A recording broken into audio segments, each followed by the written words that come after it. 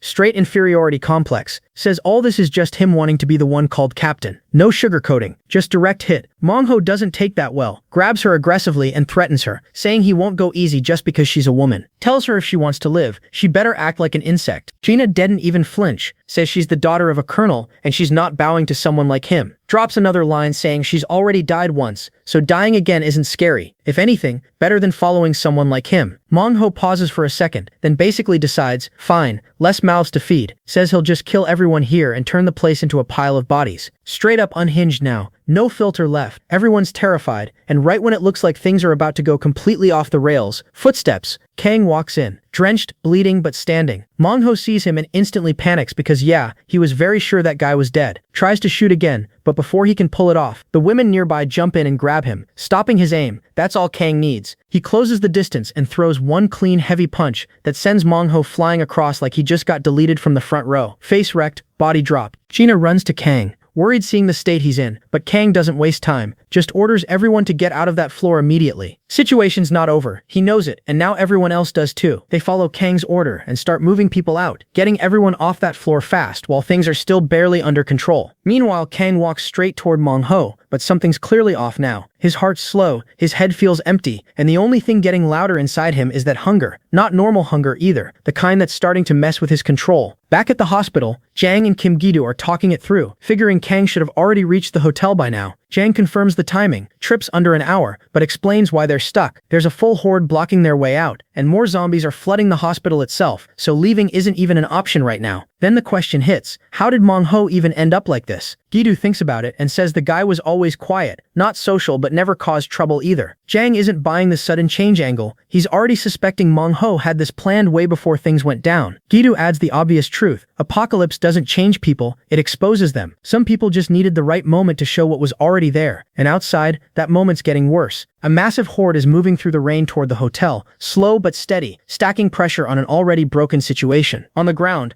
Mangho switches tactics real quick. The same guy who was acting untouchable is now begging. Straight panic mode. Tells Kang he didn't mean it, says he just broke under stress, starts talking about how anyone would lose it living like that, constant fear, hunger, death around every corner. He's not completely wrong, but he's definitely not innocent either. And while he's talking, he's still scheming, slowly reaching for a stick nearby, thinking Kang's distracted enough. Thunder hits, he swings, lands a clean hit, and Kang doesn't even react. Not a flinch, not a step back. That's when Mangho realizes something's really wrong. He doesn't waste time trying again, just bolts for his gun instead. Kang doesn't chase, just watches, calm, too calm. While running, Mangho starts ranting again, this time blaming everything, saying Kang's life is easy, doesn't have to worry about getting bitten, while he had to fight every single day just to stay alive. Calls the world unfair, says even in the apocalypse, the strong win and people like him get left behind. Man's unloading all his frustration mid-sprint, then he turns and starts firing. Shot after shot, and Kang just takes it. No defense, no reaction, nothing. Inside, everyone hears the gunshots echoing and just freezes. No idea what's going on outside but knowing it's bad. Mangho keeps going, even gets closer, still talking, says he actually likes this new world because there's no expectations anymore, no judgment, no past weighing people down. In his head, nothing changed. The world was already trash before, now it just shows it openly. Kang listens but none of it really lands. It just sounds like noise. What he's actually dealing with is that hunger getting worse by the second. Mangho then brings up Kang curing someone, says he won't let him ruin this paradise he's building. But right in the middle of his speech, reality pulls up. The horde, right behind him. Close enough that running isn't saving him anymore. First zombie lunges, bites him, and that's it. He's on the ground getting swarmed. Now he's screaming for help. Same guy who was talking big 2 seconds ago. Begging, panicking, completely helpless. And Kang, up until now, just watching. But that hunger finally wins. Slowly, he steps forward and joins the horde. No hesitation left, no control left. From inside the hotel, Gina sees it all through the window. Every second of it. Mangho getting torn apart. And Kang, right there with the zombies, losing himself to that same uncontrollable hunger.